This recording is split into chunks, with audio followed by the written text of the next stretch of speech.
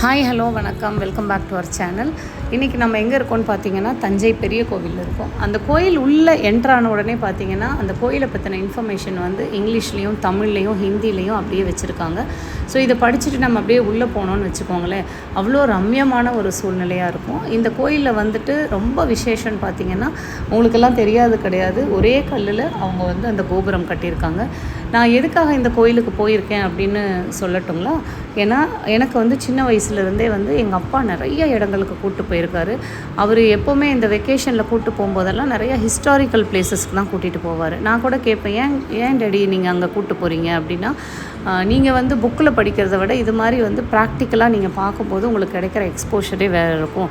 So நம்ம தமிழ்நாடை பொறுத்த வரைக்கும் எத்தனையோ சிறப்புமிக்க இடங்கள் இருக்குது. ஸோ அதெல்லாம் நீங்கள் கண்டிப்பாக பார்த்து தெரிஞ்சுக்கணும் அப்படின்னு சொல்லுவார். அது என்னவோ உண்மைதானுங்க. நானும் அதே மாதிரி தான் வந்து என் பசங்களுக்கு கொண்டு போய் காட்டணும் அப்படின்னு நினச்சேன். நாங்கள் சின்ன வயசில் இருக்கும்போது எங்கள் அப்பா கூட்டிகிட்டு போன இடங்கள் பற்றி நான் சொல்லணுன்னா, நாங்கள் தஞ்சை பெரிய கோயில் போயிருக்கோம், திருவாண்ட்ரம் மியூசியம், கன்னியாகுமரி போயிருக்கோம், அதே மாதிரி வந்துட்டு ஸ்ரீரங்கம் போயிருக்கோம், அதுக்கப்புறம் ஜலகண்டேஸ்வரர் கோயில், திருநெல்வேலி நெல்லையப்பர் கோயில், மதுரை மீனாட்சி அம்மன் கோயில், இது மாதிரி நிறைய இடங்கள், பத்மநாபா பேலஸ், திருப்பதி, பாபநாசம், இது மாதிரி நிறைய இடங்களுக்கு போயிருக்கோங்க. எனக்கும் ஒரு ஆசை இந்த மாதிரி வந்து குழந்தைங்களை கூட்டிகிட்டு போய் காமிக்கணும்னு. ஸோ அதுக்கான இனிஷியல் ஸ்டெப்பு தான் வந்து நான் இந்த தஞ்சை பெரிய கோயில். எனக்கு ரொம்ப பிடிச்ச கோயில் இது ஒன்று தான். நான் இந்த நந்தியை பார்க்கும்போதெல்லாம் ரொம்ப ஆசையாக ஓடி போய் கட்டி பிடிச்சிப்பேன். எனக்கு ரொம்ப பிடிக்கும்.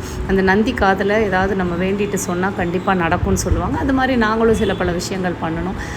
குழந்தைங்க வந்து ரொம்ப ஆச்சரியமாக பார்த்தாங்க, என்ன மம்மி இவ்வளோ பெரிய கோயிலா அப்படின்னு சொல்லிட்டு.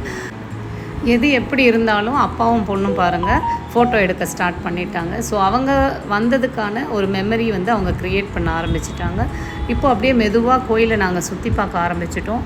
குழந்தைங்களுக்கு ஒவ்வொரு விஷயத்தையும் அந்த ஹிஸ்ட்ரியை பற்றி சொல்லும் போதெல்லாம் அவங்களுக்கு ரொம்ப ஆச்சரியமாக இருந்துச்சு.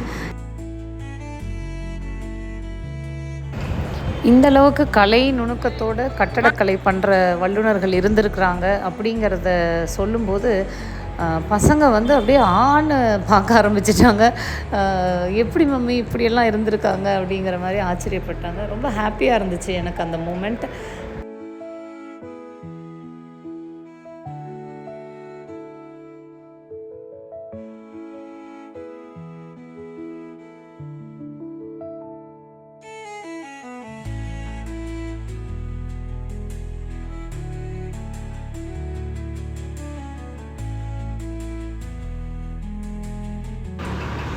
ஸோ இப்படியே கொஞ்சம் உள்ளே போனால் கல்வெட்டு இருக்குது. அதில் வந்து பார்த்திங்கன்னா ஏதோ எழுதியிருக்காங்க, எனக்கு தெரியல. ஆனால் ரொம்ப அதை படிக்கணும்னு ஆசையாக இருந்துச்சு. என்னால் அதை படிக்க முடியல. எவ்வளோ ஒரு நிறைய எழுதியிருக்காங்க பாருங்கள். இதை பற்றி எனக்கு என்ன சொல்கிறதுன்னு வார்த்தைகளே வரல.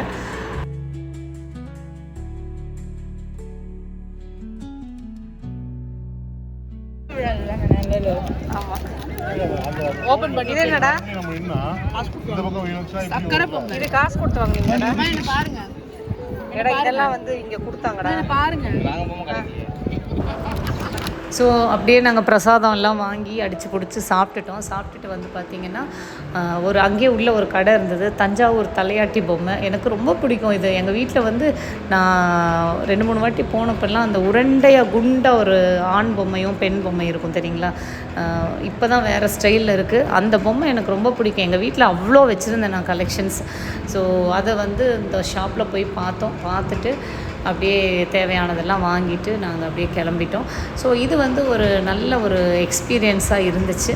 இதுக்கப்புறம் நாங்கள் என்ன பண்ணோன்னா, இந்த தஞ்சாவூர் கோயில் ஃபுல்லாக சுற்றி பார்த்துட்டு நாங்கள் அப்படியே அங்கேருந்து மெதுவாக நாகூர் கிளம்பிட்டோம். ஸோ நாகூர் தர்காவில் வந்து எங்களுக்கு கொஞ்சம் ப்ரேயர்ஸ் எல்லாம் இருந்துச்சு.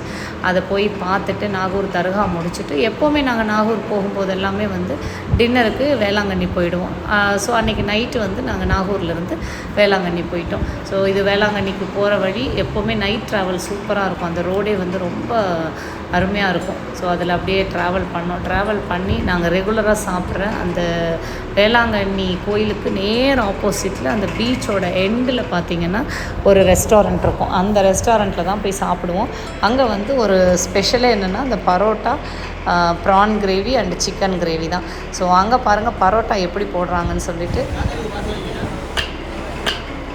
இப்படி தாங்க பரோட்டா போடுவாங்க. சாரா நடுவில் பூந்து ஓடி வரா.